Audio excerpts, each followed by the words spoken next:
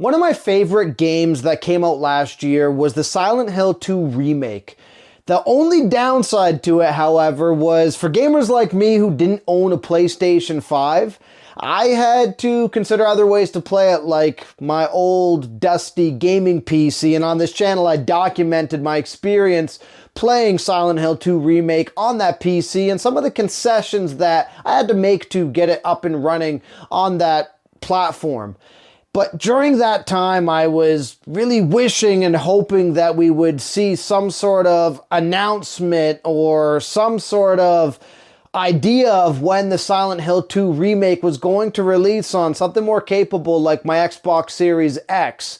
And through some weird turn of events, without any sort of formal announcement, without any sort of real forecasting, the game's been dropped on the Xbox. It just came out last night for my Xbox Series X. So I immediately this morning downloaded it and installed it and played a bit of it.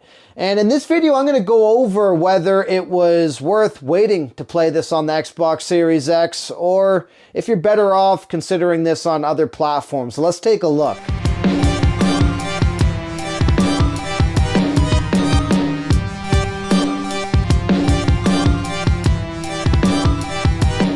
For those of you who are considering getting the Silent Hill 2 Remake for the Xbox Series consoles, one of the first things I do want to point out is if you haven't looked already, it's technically on sale out of the gate. So what I mean is they're not charging a full $100 like they did with Silent Hill F on launch. This game is currently listed in Canada, so this is going to be different in the States or other places, but in Canada, it's listed for around $45 or so. I believe taxes in for me, it was like $51. So as far as for many gamers, a new game like this dropping on the Xbox, I think that's pretty good value. I think that's a pretty good price point because you have to keep in mind I paid full pop on my PC to play it. So this isn't so bad as far as I'm concerned. Just something to consider if you're looking at purchasing it. I don't know how long that deal is going to last or if this is going to be the standard pricing moving forward, but it was listed as discounted when I went on the Xbox store. So just something to consider. Now, one thing I do want to highlight, and kind of a bittersweet part to this, is I was hoping we would see the Born from a Wish DLC packaged in with this newly released Xbox version. As I recall, on the OG Xbox, when it finally got Silent Hill 2, they packaged in that Born from a Wish side story with that game to kind of really push Xbox gamers to pick it up and kind of push the value of the game a little further for them. But unfortunately, that wasn't the case with the Silent Hill 2 Remake dropping on the Xbox Series consoles. Now, that doesn't mean that that DLC isn't going to exist or isn't going to happen, but it's just something I noticed. I looked at both the standard versions and the deluxe version on the Xbox store, and both of them were making zero mention of the Born from a Wish DLC. So unfortunately, while we did get a surprise drop of this game randomly launching today, we didn't get any sort of extras for those who've already played it.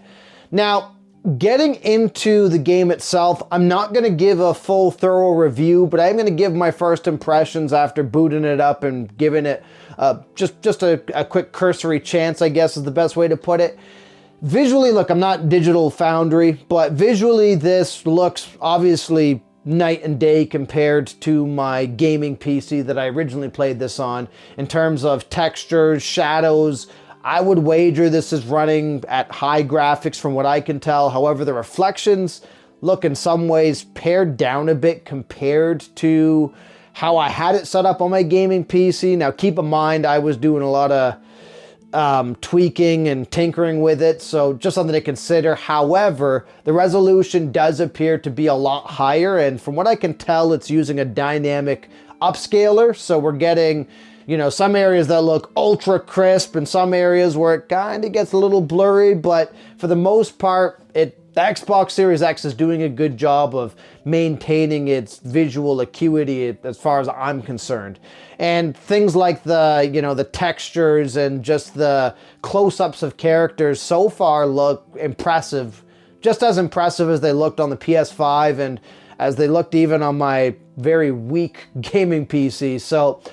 So far, I'm very excited to delve back into the Silent Hill 2 remake. I hadn't really replayed much of it since it came out, and I'm very excited to go through this again and experience Silent Hill 2 again, as I thought, in my opinion, last year, this was probably one of the best games that came out.